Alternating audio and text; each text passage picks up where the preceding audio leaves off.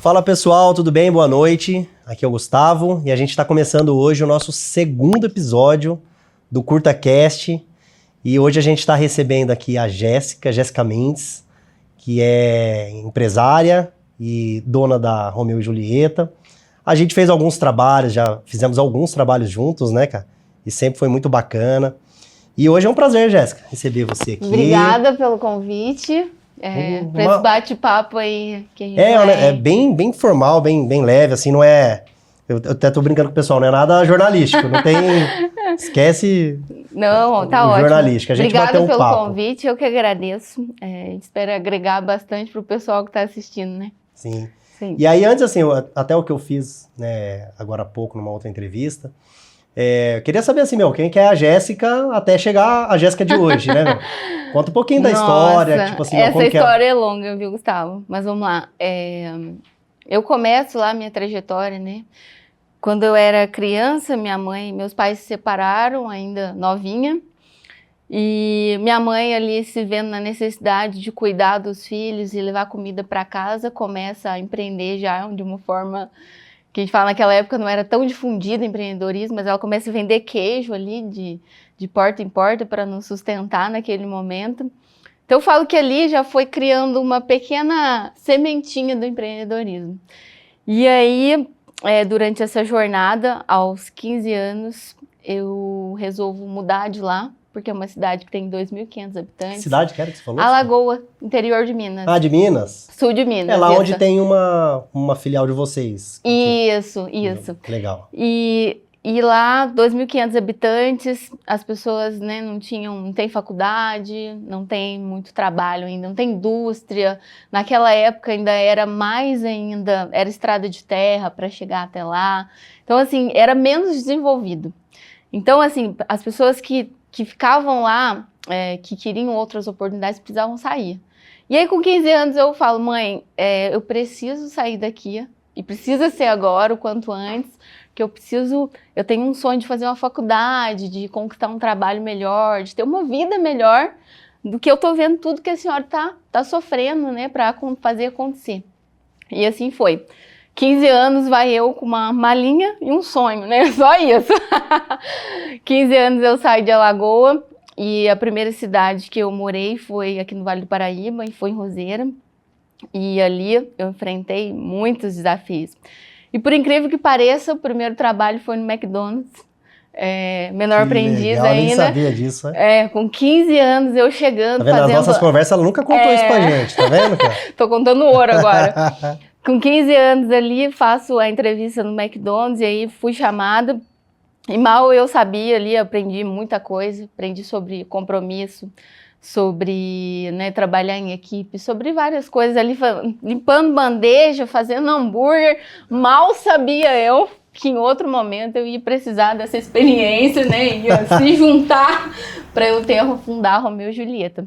Mas assim, esse foi o início um pouco mais sofrido. Eu lembro naquela época, assim, eu não tinha dinheiro para nada, com 15 anos já assumi algumas responsabilidades que ainda não era da minha fase, né? Não era para estar assumindo ainda, não era para estar assumindo, mas devido à situação, né? Não vim de uma família ali que tinha, né, vamos dizer assim, uma família já com valor monetário que podia me ajudar, uma estrutura diferente. Minha mãe cresceu trabalhando também e assim eu também, né, cresci me moldando como ela, né? Isso foi um valor que ela me ensinou desde muito cedo. E aí ali depois, me formando no ensino médio ali, eu passo numa universidade federal e faço minha primeira faculdade, que foi administração. Aí eu me formo na primeira faculdade, o grande sonho, né, de se formar. E ali melhorou um pouco a vida, né? Mas assim, o sonho ainda continuava, eu sempre quis ser engenheira civil. E aí, em determinado momento, depois que eu terminei essa faculdade, num emprego já um pouco melhor, saí do MEC, né? Ganhei novas habilidades, trabalhando já na área administrativa, em outras empresas. E aí, então, eu, como sempre, né, sou uma inconformada, fui lá, falei, não, preciso fazer engenharia civil. Achei que eu já sabia o que eu queria, mas... E aí me matriculei na faculdade aqui em Taubaté, inclusive. E aí comecei engenharia civil. E aí foi nesse perrengue todo, né, que eu tive que fazer estágio, e a bolsa auxílio estágio é um valor, né, que é um auxílio mesmo. E eu voltei para 3 passos atrás, né. E aí então surge a ideia da Romeu e Julieta, né, através daquela dor financeira daquele momento que eu precisava ganhar uma renda, né, extra. No desespero? No desespero. Aí eu e meu sócio naquela época, né, a gente... No fundo da casa da mãe dele tinha uma área gourmet lá. Ó, e essa história eu sei um pouquinho. Você conhece, né? Porque eu fiz o vídeo institucional deles. Exatamente, foi até o mas local, já conhece. Mas é muito legal. Não, mas conta pro pessoal. E aí se junta, né? Juntou ali a família dele, a mãe dele, a irmã dele. E a gente ali começou, no fundo da casa da mãe dele, a fazer o que a gente tinha mais, assim, familiaridade, que era hambúrguer, né? Em Taubaté ainda existia uma hamburgueria na época, era... Essas pouco hamburguerias... difundida ainda. Hamburgueria, você fala... Artesanal, né? Isso. Sempre foi a terra do podrão, né? Sempre a cada esquina tinha um, né? Mas o lanche... Ainda tem, né? O hambúrguer artesanal ainda não era muito difundido naquela época. Foi lá em 2014 isso. E aí depois, a gente começa ali como renda extra, só nada que era um sonho, que era algo que a gente queria. Porque assim, a gente não tinha o sonho, assim, de ser empreendedor ainda, sabe? De querer montar. Só precisava de um dinheiro. Exato, foi uma renda extra. Bom, aí nesse momento a gente levava para os vizinhos experimentarem o hambúrguer, o molho que a gente fazia, e assim foi acontecendo. A gente começou, os nossos vizinhos, os nossos amigos foram os primeiros clientes que começaram a consumir da gente. E depois disso, eu lembro que alguns clientes, né, passados uns 3, 4 meses, assim, alguns clientes que a gente conquistou, não tinha nem WhatsApp na época, rede social era muito pouco, a gente mexia pouco ainda, não era tão difundido como hoje. Sim. E eu lembro que a gente recebia umas ligações de uns clientes que a gente não conhecia e falava, gostaria de conhecer a hamburgueria, né, onde fica a hamburgueria de vocês? E ali logo acendeu uma luzinha, né, a gente pensou, poxa, esse negócio tem potencial, né? Então... Mas até então não tinha o espaço físico? Não tinha o espaço físico. Era lá no fundo onde a gente gravou. Era só entrega delivery. Era ali na casa da mãe do meu sócio, que a gente começou sem chapa praticamente, uma chapa pequenininha, assim, sabe? A fritadeira era tudo feito no fogão. O pessoal queria conhecer lá, você tinha que falar com a mãe dele. Aí eu falei assim, deixa eu falar com ela aqui. Não dá, né, assim, pra consumir aqui ainda, porque a gente tá no delivery, né? Mal sabe a pessoa que a gente começou ali no fundo, ali né? de leve pra dar uma... Mas assim, e ali a gente começou, né? E eu lembro que o dia que saiu 30 hambúrgueres, assim, a gente ficou chocado, porque aquilo lá pra gente era uma coisa, nossa, num dia só? 30 hambúrgueres. Era a meta do mês, pô? E aí a gente começou a crescer dessa forma, né? Nossos olhos aí começou a brilhar já como, né, como negócio, já a gente começou a ver como um negócio. E aí eu falava pro meu sócio, bom, agora chegou a hora, 6 meses mais ou menos, a gente precisa dar um passo, locar um ponto mesmo comercial, dar um passo à frente. Desculpa, com 6 meses? 6 meses. Vocês tinham começado? A gente tinha começado e 6 meses já estava dando um movimento que não dava para ficar ali mais, não suportava ficar ali. E eu lembro que eu e ele ainda trabalhava na SLT, então a gente saía da SLT, hamburgueria, e nesse fluxo, assim, final de semana, aquela correria, e assim foi. Passado, aí a gente foi procurar um ponto comercial, que foi primeiro ali uma casa na Vila das Graças, em frente à faculdade, assim, de frente. A faculdade da Vila das Graças, Juta, que é a faculdade da engenharia, ali os primeiros anos. E ali era muito lotado em 2014, assim, era muita gente que estudava ali, muitas pessoas passavam por ali, tinha muitos estudantes ali naquela época, né? Ainda se era muito presencial a faculdade. E ali, então, a gente falou, nossa, é aqui o lugar.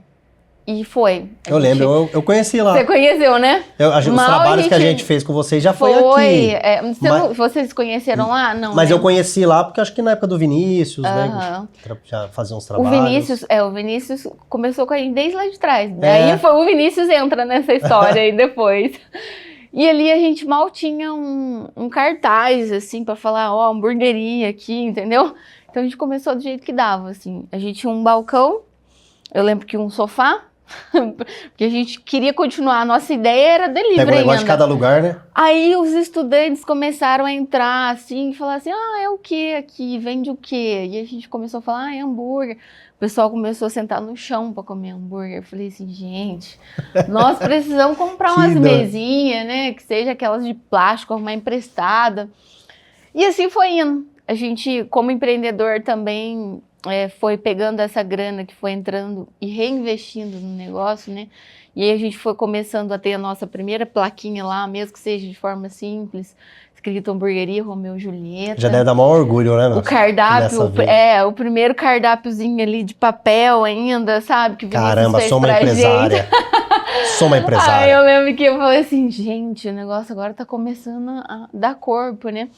E é engraçado que eu tenho uma funcionária que trabalha comigo desde a casa da Sheila, lá do final da mãe do meu sócio. E ela fala, Jéssica, você lembra dessa fase? Eu falei assim, nossa, demais. E foi uma das fases que eu mais trabalhei, assim, Gustavo, eu sempre falo, as pessoas falam, vai existir muitas fases do seu negócio, e muitas delas você vai ter que arregaçar a manga e fazer acontecer, porque é isso que vai fazer o negócio ganhar corpo, né? O negócio não vai acontecer só na ideia, mas na execução, né? Mas aí foi isso, a gente começou, e ali a gente começou a se profissionalizar, aí, né, começamos já a pintar, já ter um brand da marca, apesar da gente, naquela fase, não sabia muito que era marketing, que era brand, que era, né? Vai aprendendo conforme vai aparecendo a demanda, né, meu? Conforme é aquela velha história, né? Cresce e depois vem a ordem, né? É ao contrário, não antes. Mas eu, de verdade, eu acredito que é isso, né? Você vai, às vezes a demanda vai fazendo você aprender, né, o que você precisaria aprender. Isso, e aí, naquele momento ali, a gente chegou num patamar que os alunos indicavam para os pais e para os amigos, e assim, a casa ficava cheia final de semana, a gente recebia muita gente. E o espaço era pequeno, né? Cabia 20, 30 pessoas no máximo. E aí, nesse momento, a gente falou, nós precisamos, né, virar a chave. A gente precisa de um espaço maior, um espaço que a gente... Isso com quanto tempo vocês já estavam lá nesse lugar? Isso depois, assim, a gente já tinha uns 4 anos de loja já um tempo depois mesmo. Uns 6 meses vocês ficaram lá na primeira e depois... 6 meses, passamos para esse ponto, depois desse ponto aí a gente começou mesmo a estudar um pouco mais do nicho, a fazer um cardápio, a realmente a saber sobre atendimento ao cliente, né, a ter um sistema... A começar mesmo a ser um empreendedor de verdade. Profissionalizar mesmo, se profissionalizar. Né? Ali começou. E a gente começou a estudar um pouco mais e entender mais desse nicho de hamburgueria, né? De fast food que eu falo. E aí depois, passados esses 4 anos, nós trabalhamos bastante na operação. Eu digo que a operação é importante até certo ponto. A gente precisa entender que o processo ele é árduo, mas ele é necessário. Depois desse tempo, a gente falou que, nossa, agora não dá mais, a gente precisa de outro espaço e a gente deixa esse espaço aqui rodando como delivery, isso foi por volta de 2019, em média. E ali a gente, então, viu um ponto para alocar, na verdade era um espaço, não tinha nada construído, não tinha nada. E na época ainda estava assim, começando a ideia de container, né? De ter estrutura em container para loja. Sim. Isso era algo que era nosso sonho, assim, sabe? E nós fizemos, eu lembro que a gente fez um projeto para aquele ponto específico que a gente está hoje ali, na Jacques Félix ali, né? Na Granadeiro Guimarães, que é em frente ao Hospital Escola. E ali era só mato antes. A gente fez um projeto. Vamos fazer um projeto e a gente vai levar até um banco e a gente vai apostar nesse projeto junto com o nosso gerente para ele brigar pela gente, né? Para que eles investissem na gente. E assim foi, nós levamos o projeto, o pessoal aprovou o nosso projeto, gostou muito da ideia e aí então nasce a Romeu e Julieta Container. E ali foi um grande divisor de águas, assim eu falo, na nossa vida. Como empreendedor, porque... A hamburgueria era uma hamburgueria pequenininha ainda, né? Assim, as pessoas não conheciam muito a gente ainda. E aí você vem para uma principal avenida, num modelo em container, numa estrutura maior, numa estrutura mais robusta, né? Com uma perspectiva já que já cabia, né, mais de 50, 60 pessoas. Então, assim, E aí, nossa, a construção do container foi um sonho, assim, realizado. Eu e meu sócio, a gente sempre fala que foi o nosso divisor de águas, foi ali. E é muito louco, né, você ver isso, né, que você vê um É, passo a passo. O primeiro passo você idealiza só. Aí quando você vai concretizar mesmo, você fala assim, nossa, tá acontecendo de verdade isso, sabe? Você meio que não acredita, né? Mas assim foi. E aí a gente inaugurou o container 3 meses antes da pandemia. E o container começou um sucesso. A galera adorou, assim, a estrutura, a nossa forma, né, de atendimento, que era muito personalizada, né? Nós trouxemos isso da Vila, que era algo que a gente tinha muito na nossa veia, né? Atendimento humanizado.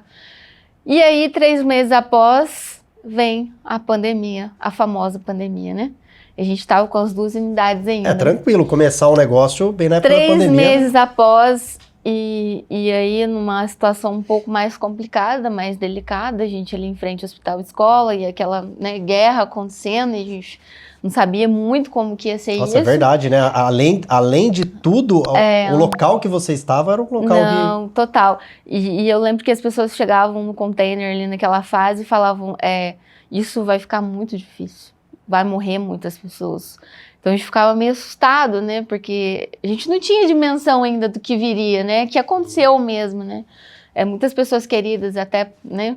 Infelizmente passaram. Meu pai faleceu na época da pandemia. Pois então, exatamente. Não tem como você falar que não teve, né? Foi teve, um marco, imagina. assim, que a gente, né, não esperava que fosse dessa forma. Você saía eu brinco até da pandemia, pessoal, brinco assim, mas com certeza é verdade.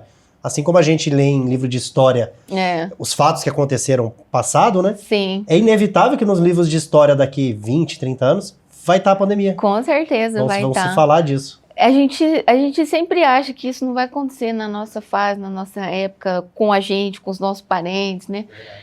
Mas aconteceu. E aí, 3 meses após, a gente decide fechar, né, aquela unidade só por tempo determinado, até voltar e ficar na vila fazendo os deliveries, né? E assim foi. Mas deixa eu entender só, então nessa época tinha as 2. Nós tínhamos as 2 ainda. Entendi. As 2 unidades estavam rodando ainda. Uma era mais delivery e a outra era atendimento totalmente presencial, que era o container. Bom, aí a gente dividiu a equipe ali naquele momento e tentou ajudar todos de certa forma, né? Porque eu sabia que naquele momento ninguém, né, poderia conseguir um emprego, era muito difícil. E a gente ficou na vila um tempo ali, até isso finalizar. E a gente voltar para o container de vez, e aí a gente resolveu ter uma operação só, e a gente trouxe tudo para o container, assim, com muita dor no coração, porque a vila foi onde aconteceu, assim, o início da Romeu e Julieta, onde a gente, né, teve sonhos lá, aconteceu, né, muitos clientes gostavam da gente também, que fizeram acontecer nessa história. Foi um marco, assim. Sim, eu falo, sempre imagina. Que eu olho lá ainda, eu lembro da Romeu e Julieta lá, lembro como se fosse hoje ainda, sabe? Tudo aquilo, então passa um filme na nossa cabeça. Mas a Romeu e Julieta Container, ela foi um divisor de águas também no sentido de ser empreendedor, né? Ali a gente teve que se profissionalizar muito mais, teve que estudar muito mais, teve que ter mentorias, né? Eu falo assim, a gente por escadinha, né? O básico já não servia, né?